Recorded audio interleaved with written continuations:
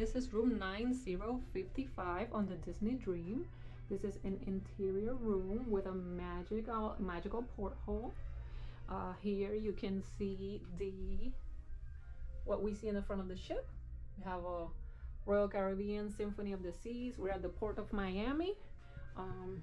This very nice decorated bed.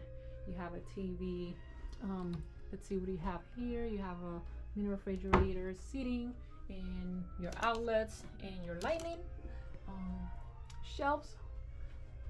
Hi. And you have your cups here, closet space, your life vest up there, closet space, and a safe right there. And now we are going to look at the bathroom. Here we have sink, toilet, and a tub. This is a pretty spacious tub compared to other cruise ships, which some of them don't have a tub. There you go. We have towels, the H2O products. So yeah, it looks pretty comfy. It's going to be amazing. And I cannot wait for tonight for the Celebrate party. We'll be right back.